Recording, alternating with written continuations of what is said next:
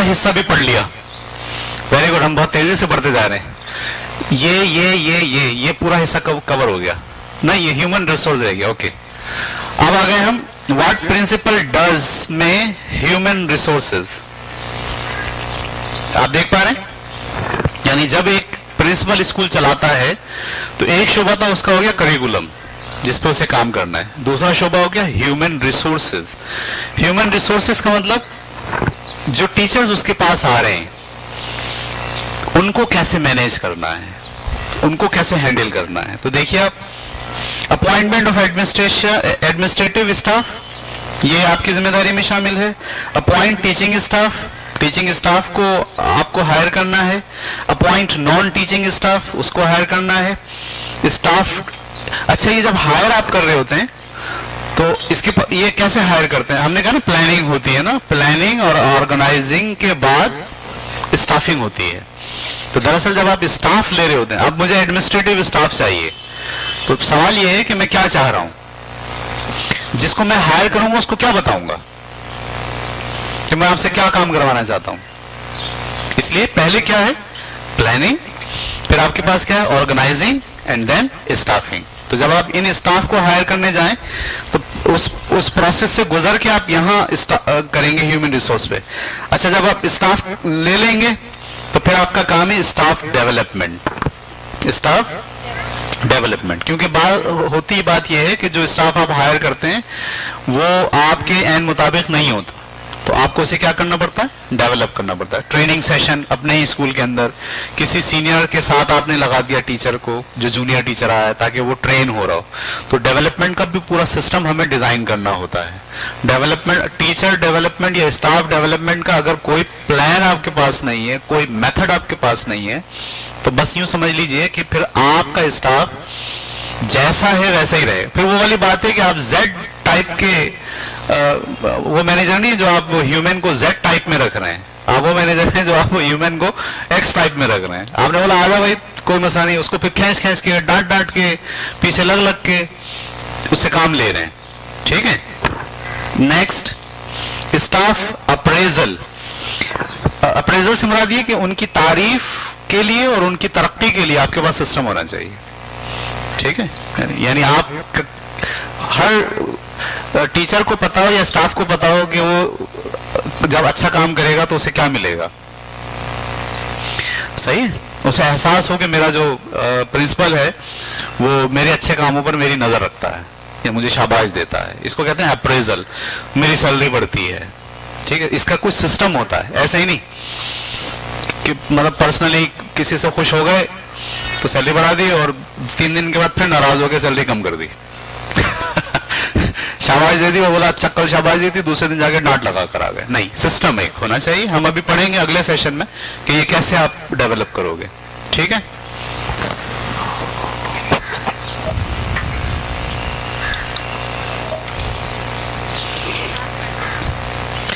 उसके बाद है स्टाफ कंडक्ट एंड डिसिप्लिन। जब आप बहुत बड़े स्टाफ के साथ काम करते हो तो आपको कुछ जो है वो मोरल रूल्स बनाने पड़ते हैं, यानी आपको बताना पड़ता है कि भाई इस लाइन से आगे किसी को नहीं आना है। कंडक्ट ये चाहिए मुझे। मिसकंडक्ट, मैं इसको मिसकंडक्ट कहूंगा। सही है, और मैं भी अपने पास भी लाइन डालूंगा कि ये जब मैं इसको क्रॉस करूंगा तो ये क्या होगा? मिसकंडक्ट होगा। और डिसिप्लिन, डिसिप्लिन बना। डिसिप्लिन क्या होता है? हम डिसिप्लिन से मुराद लेते हैं रूल्स एंड रेगुलेशन।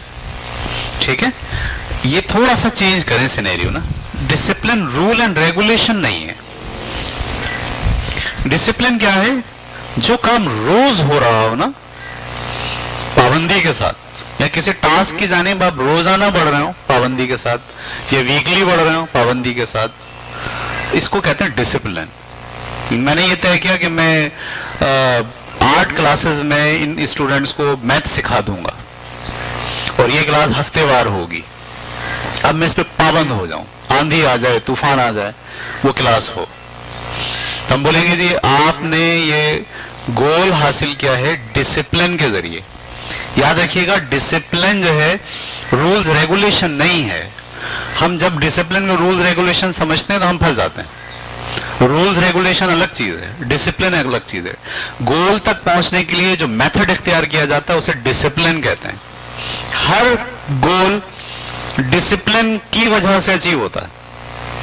यानी आप उस गोल तक पहुंचने के लिए छोटे छोटे पीसेस बनाते हो, टाइम एलोकेट करते हो और बस फिर आप लग जाते हो, फिर आप रुकते नहीं हो।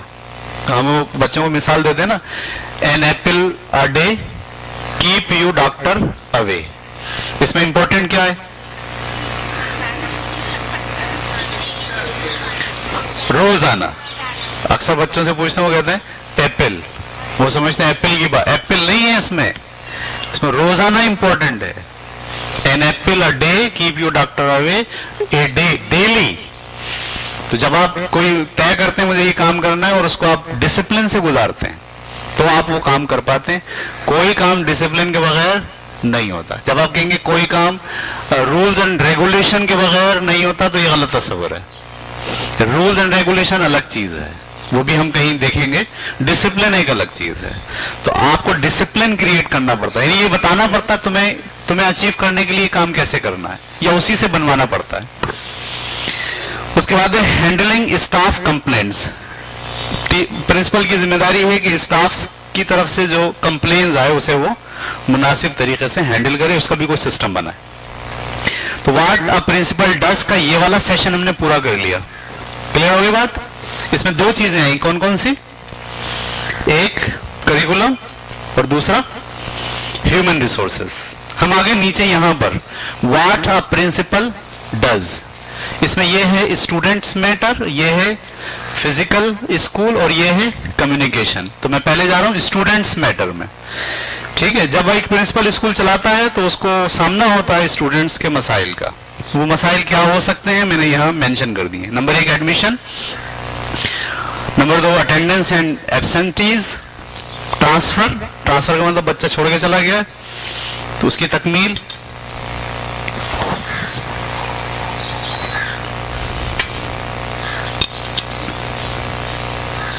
Information management system. बिल्कुल, आपके स्कूल में 1000 बच्चा पढ़ता है, आपसे कहा जाए ना फलाना बच्चा जरा रिकॉर्ड निकालिए तो एक लम्हे में रिकॉर्ड आ जाए, इसको कहते हैं इंफॉर्मेशन मैनेजमेंट सिस्टम। ये डेवलप करना पड़ता है प्रिंसिपल को, बच्चे का पूरा रिकॉर्ड, ये कंप्यूटराइज हो, मैनुअल हो, फाइलों की शक्ल में हो, इसको हम कहते हैं इंफॉर्मेशन मैनेजमेंट सिस्टम। कैसे होता है इंशाल्लाह अगले सेशन में कभी देखेंगे इसे। उसके बाद है प्रमोशन एंड रिपीटेशन। क्या मतलब हुआ? जब आप स्टूडेंट्स को हैंडल करते हो तो ये बात आती है कि ये बच्चा तेज पढ़ रहा है बहुत, इसको प्रमोट किया जाए। भाई ये नहीं, ये बच्चा नहीं चल रहा, ठीक है, इस बच्चे को वापस जो है वो किसी क्लास में भेज दिया जाए। ये प्रिंसिपल की रिस्पॉन्सिबिलिटी है बच्चों के लिहाज से। हमारे यहाँ ऐसा होता है कि हम बच्चे को दाखिला लेते वक्त जब उसका टेस्ट लेते हैं तो हमें पता होता है कि यार ये फलानी चीज में वीक है। वीक होने के बाद हम वालिदैन से कहते हैं कि भाई ये देखें ये वीक है, इसको सही करने के लिए हमें इसको फलानी क्लास में डालना पड़ेगा। वालिदैन हम पे एतमाद करके दाखिला दिला देते हैं और हम डाल के भूल जाते हैं। उसको हमने डाल दिया, दैट्स इट। अब हमें नहीं पता कि वो क्या हो रहा है उसके साथ। नहीं, ये प्रमोशन का और रिपीटेशन का एक आपके पास निजाम होना चाहिए जहां आप चेक रख सकें कि आपने क्या कहा था, क्या सोचा गया था, बच्चा कितने दिन के लिए कहां गया है, वो चीजें उसको आ गई या नहीं आ गई। ठीक है, क्या ऐसा तो नहीं है कि ये चीजें रिपीट कराने की जरूरत है। बाज़ औक़ात बच्चे इम्तिहान तो पास कर लेते हैं, आता कुछ नहीं उन्हें। हमारे यहाँ ऐसा होता है, मोंटेसरी का इम्तिहान लिया, मोंटेसरी में हमारे यहाँ सिलेबस ये है, आपके यहाँ भी है कि बच्चे को ए से जेड तक लिखना आ जाए, अलिफ बे आ जाए। तो अच्छा, जब इम्तिहान लेते हैं तो वो पास हो जाता है। जब प्रेप में आता है उसको चे के ऊपर हाथ रख के पूछते हैं क्या है, उसको पता ही नहीं होता है क्या है। आप फंस गए, या तो ब्लेंडिंग करानी है। तो अब हमें ये फैसला करना होता। तो ये आपका जो प्रिंसिपल है उसके पास एक सिस्टम होना चाहिए जिसके तहत ये चीजें हैंडल हो रही हो कि कौन बच्चा जो है वो आगे जाएगा और कौन बच्चा, और फिर उसके रीजन हो। जब सिस्टम होगा तो आप पेरेंट्स से बात भी कर सकेंगे। जब सिस्टम नहीं होगा, आपको मिस ने बोला सही नहीं पढ़ रहा, आप पीछे कर दो, अब आ गया पेरेंट्स, क्या हुआ, टीचर से मिलवा दिया। टीचर बात करते करें, हाँ कल तो सही पढ़ रहा था, आज सही नहीं पढ़ रहा, ले भाई। ठीक है, ये नहीं हो। प्रिंसिपल की जिम्मेदारी है कि वो एक सिस्टम बनाए प्रमोशन एंड रिपीटेशन का। सेफ्टी मैटर्स, हर स्कूल के प्रिंसिपल को बच्चों के लिहाज से सेफ्टी मेजर्स लेने होंगे, सही है, मतलब डेस्क जो है वो टूटी भी ना हो, कीले निकली भी ना हो, सेफ्टी मेजर्स में बहुत सारी चीजें आ जाएंगी। First aid, school transport, health matters, health matters में हम कैंटीन होती है हमारे यहाँ, तो जरूरी है कि बच्चा क्या खा रहा है उसको देखा जाए। फिर अगर चिकन पॉक्स निकल आया, बच्चे आ रहे हैं पढ़ने, ठीक है, तो ये मैटर्स करता हो, आपके पास सिस्टम हो जो ये चेक करता हो कि अगर किसी बच्चे को चिकन पॉक्स है तो उसके लिए क्या किया जाएगा, कैसे उसको छुट्टियों पे भेजा जाएगा, ठीक है, हेल्थ मैटर्स। उसके बाद हेल्थी मील, ये आपकी वो कैंटीन वाली बात कि आपका जो बच्चों को प्रोवाइड आप कर रहे हैं खाना स्कूल में वो हेल्थी है या नहीं है। बाज़ औक़ात हमारे स्कूलों में कैंटीन नहीं होती तो हमारे स्कूल के बाहर जो है वो लोग खड़े होते हैं चीज वाले, बच्चे वहां से चीज लेते हैं।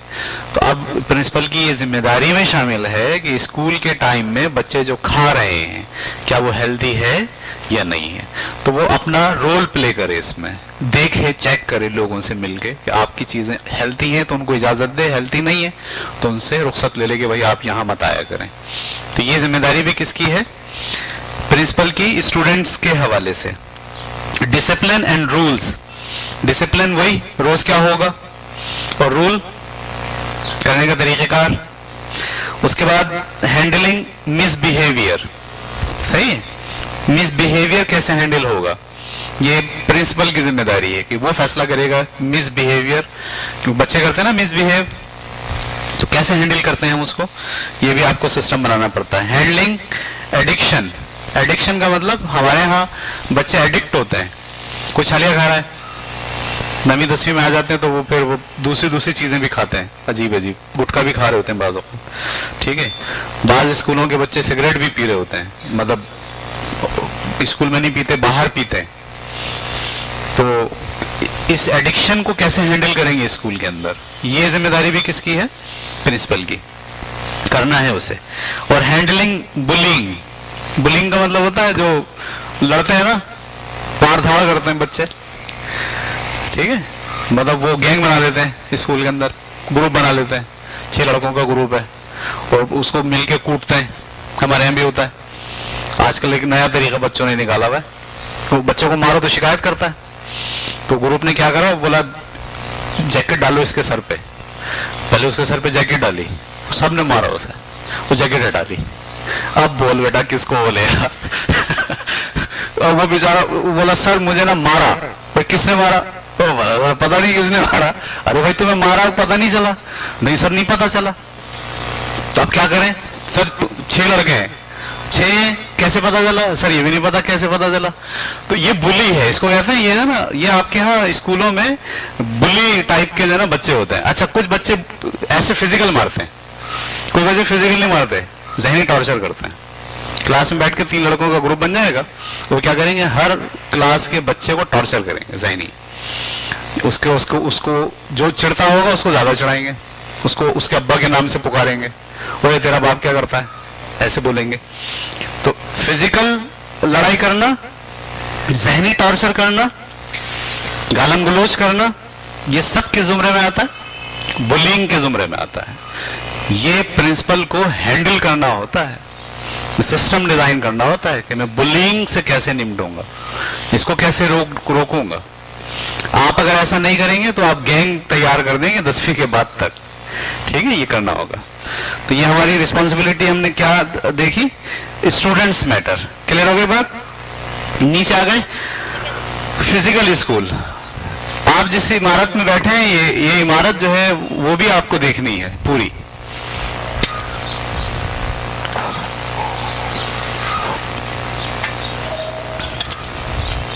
ठीक है, इसको कहते हैं physical school. Number 1 security and safety measures, यानी दरवाजे मजबूत हैं, चौकीदार है, बच्चा भागता तो नहीं है निकल के खामोशी से, इसको कहते हैं security measures. Number next crisis management, आग लग गई तो क्या होगा, जलजला आया तो क्या होगा, भगदड़ मच गई तो क्या होगा, घंटा बजाया और सारा बच्चा एक साथ निकला, जो बच्चे नीचे पैर में आ गए क्या होगा, बच्चा झूला झूल रहा था, गिर पड़ा, सर फट गया, क्या होगा? इसको हम कहते हैं क्राइसिस मैनेजमेंट। ये प्लानिंग के अंदर आपको पहले तय करना होता है क्या होगा, कौन करेगा, कैसे होगा, ठीक है। Next, maintenance of school premises, यानी जब स्कूल आप यूज करते हैं तो वो डेप्रिशिएट होता है, आपको उसे रेगुलर बेसिस के ऊपर मेंटेन करना होता है। डेस्केस मेंटेन करनी है, कलर हो गया उसको मेंटेन करना है, बोर्ड जो है वो बिजली के बटन खराब हो जाते हैं उसको मेंटेन करें। Maintenance of school premises, alteration to school premises, बाज़ वक़्त अल्टरेशन भी करनी पड़ती है, ठीक है। बच्चे ज्यादा हो गए, वही ये 2 क्लास के बीच की दीवार तोड़ देते हैं, बड़ी क्लास कर देते हैं। नहीं, इस क्लास में बच्चे कम हैं, चलो कंपार्टमेंट बना देते हैं, इसको हम कहते हैं अल्टरेशन। ये अब वक्तन फवक्तन आपको देखनी होती है।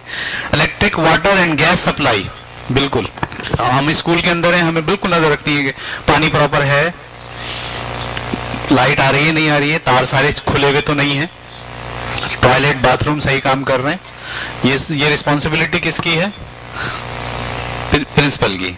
डेकोरेशन ऑफ स्कूल प्रेमिसेस, ठीक है, क्लास को सजाना, रास्तों को सजाना, बच्चों को मोटिवेट करने के लिए कोट्स लिख के लगाना, स्कूल के बाहर जो है वो से स्कूल कैसा नजर आएगा, स्कूल की फिजिकल चीजें कैसी होंगी, ये सब जिम्मेदारी किसकी है? प्रिंसिपल की। Labs and audio visual room, ठीक है, और waiting and management area. Waiting area भी इशू होता है ना, पेरेंट्स आते हैं फीस देने के लिए, वो कहाँ खड़े होंगे, उनको प्रोटोकॉल होगा नहीं होगा, और मैनेजमेंट का एरिया कहाँ होगा, उसमें कितने रूम होंगे, ये सब जो है वो प्रिंसिपल को देखना होता है। तो ये प्रिंसिपल की रिस्पॉन्सिबिलिटीज में शामिल है। नीचे आ गए अब हम कम्युनिकेशन। एक प्रिंसिपल को कम्युनिकेशन करनी होती है with teachers, with students, with parents, with authorities. With teachers क्या है? जब आप टीचर से कम्युनिकेशन करते हैं तो सर्कुलर के जरिए भी करते हैं बाज़ औक़ात, मतलब क्लासेस चल रही हैं, आपने एक सर्कुलर निकाला और बुआ के हाथ भेज दिया, पूरे स्कूल के साथ बात हो गई, ठीक है। नोटिस बोर्ड के जरिए आप कम्युनिकेशन करते हैं प्रिंसिपल से और टीचर से। फॉर्मल स्टाफ मीटिंग आप करते हैं, इनफॉर्मल स्टाफ मीटिंग करते हैं, और 1-to-1 इंटरव्यू करते हैं। ये 4 डायरेक्शन 5 डायरेक्शन है जिसमें हम अपने असातिज़ा के साथ क्या करते हैं? कम्युनिकेट करते हैं। विद स्टूडेंट्स, नोटिस बोर्ड के जरिए, स्कूल असेंबली के जरिए और सेमिनार्स के जरिए। यहाँ 2-3 चीजें और डालनी चाहिए थी, जगह की कमी की वजह से मैं नहीं डाल पाया। इसमें स्टूडेंट से कम्युनिकेशन जो होती है वो होती है आपके पूरे स्कूल के मॉनिटर से मीटिंग। हम बनाते हैं ना, हर स्कूल हर क्लास का एक मॉनिटर होता है, तो उस पूरे स्कूल के मॉनिटर से आपको कम्युनिकेट करना होता है, उनको एतमाद में लेना होता है, उनको रूल्स रेगुलेशन बताने होते हैं, उनको बताना होता है कि उनकी जिम्मेदारी क्या है। इसी तरह आप स्काउट्स बनाते हैं स्कूल के अंदर, वो वाले स्काउट्स नहीं जो बाज़ाब्ता स्काउट होते हैं, बल्कि हम नॉर्मल स्काउट बनाते हैं, प्रीफेक्ट कहते हैं जिन्हें। मॉनिटर अलग होता है, प्रीफेक्ट अलग होता है। मॉनिटर का काम क्लासरूम के अंदर तक होता है और प्रीफेक्ट का काम स्कूल प्रेमिसेस में होता है। तो उस स्काउट की मीटिंग भी आप कॉल कर, उनसे भी आपको कम्युनिकेट करना होता है, ठीक है। बहुत सारे प्रिंसिपल बच्चों से कम्युनिकेट करने में अपनी गुस्ताखी महसूस करते हैं, शान में फर्क महसूस करते हैं। अगर वो ऐसा करते हैं तो वो प्रिंसिपल के इस काम से लैग कर रहे हैं, ठीक है। ये कम्युनिकेशन आपको करनी है, लाजमी करनी है, आप नहीं करोगे चीजें हैंडल नहीं होंगी, ठीक है। नेक्स्ट, विद पेरेंट्स, पेरेंट्स से भी हमारी कम्युनिकेशन होगी, पेरेंट्स मीटिंग के जरिए होगी, वर्बल एंड रिटन मैसेजेस के जरिए होगी, ठीक है, नोटिस के जरिए होगी और न्यूज लेटर्स के जरिए होगी। न्यूज लेटर का मतलब ये होता है कि आपके स्कूल में क्या हो रहा है, हर महीने में एक लेटर आप निकालते हैं जिसमें आप अपने पूरे स्कूल की सारी सूरत हाल पेरेंट्स को बता देते हैं। आज हमारे स्कूल, इस महीने हमारे स्कूल में ये हुआ, ये हुआ, ये हुआ, फलाने बच्चे ने बहुत अच्छा काम किया, उसको शाबाश मिली, फलाने बच्चों को बहुत सजा मिली। पूरा एक लेटर बनाते हैं, प्रिंट आउट निकालते हैं, एक एक बच्चे के हाथ में दे देते हैं। ये न्यूज लेटर की प्रैक्टिस अगर सब लोग कर लें तो बहुत अच्छा होता है। तो पेरेंट्स इंतजार करते हैं, ठीक है, पेरेंट्स इंतजार करते हैं। जब आप न्यूज लेटर को प्रैक्टिस में लाते हैं तो हर महीने के इख्तिताम पर पेरेंट्स बैठे होते हैं ये देखने के लिए कि स्कूल में क्या हो रहा है, सही है। तो ये कम्युनिकेशन करना जरूरी है। और विद अथॉरिटीज, अथॉरिटीज में हमारे डायरेक्टर हैं, इससे भी हमारी कम्युनिकेशन होती है। हम जाते हैं, फाइल जमा कराते हैं, हमारी बातचीत होती है। बाज़ औक़ात बातचीत वर्बल होती है, बाज़ औक़ात बातचीत तहरीरी होती है। वो कहता दरखास्त लिख के दें, सही है। वो कहता है इसमें ये वाला फाइल लगाएं, ये वाली चीज लगाएं। वो पूछता है आपके यहाँ टीचर्स कितने हैं, तो मुंह से नहीं जाके बताते टीचर्स कितने, हम क्या बताते हैं, लिख के बताते हैं। तो ये भी क्या कहलाती है, कम्युनिकेशन। एक प्रिंसिपल को अथॉरिटी के साथ कम्युनिकेट करना है। नंबर नेक्स्ट, सेकेंडरी बोर्ड, जो हम रिकॉग्नाइज हुए हैं सेकेंडरी बोर्ड में, तो सेकेंडरी बोर्ड के साथ हमारी कम्युनिकेशन होगी। और नेक्स्ट, डिपार्टमेंट, हमारे यहाँ सोशल सिक्योरिटी वाले आ जाते हैं, EOBI वाले आ जाते हैं, हमें इनके साथ भी क्या करनी है, कम्युनिकेशन। ये टीचर्स के प्रिंसिपल के काम है। और स्कूल कम्युनिटी, याद रखिए ये जो स्कूल कम्युनिटी है ना, वो क्या है, मेरे इर्द गिर्द जितने स्कूल हैं, मेरे दोस्त अहबाब, इनके साथ में कम्युनिकेशन रखूं, सही है। ये बहुत जरूरी एलिमेंट है। इसी के लिए एसोसिएशंस बनती हैं। जब आप कहते हैं हम किसी एसोसिएशन में शामिल हैं, तो दरअसल आप क्या कर रहे होते हैं, अपने दोस्तों के साथ, जो आपकी कम्युनिटी है, जो बहुत सारे स्कूल है, उनके साथ आपका रिलेशनशिप होता है, उनके साथ आप बातचीत करते हैं, उनके साथ आइडियाज की शेयरिंग करते हैं। ये कम्युनिकेशन रखना एक प्रिंसिपल के लिए इंतहाई जरूरी है। हमारे यहाँ बास स्कूलों में ऐसा है कि वो बिल्कुल किसी के साथ कम्युनिकेट नहीं करते, जिससे उनको भी नुकसान होता है और उनके स्कूल के जो स्टूडेंट्स हैं उनको भी नुकसान होता है बाज मौकों पर। ठीक है, ये हो गया। तो हम यहां तक आ गए। ठीक है, टाइम कितना हुआ बस?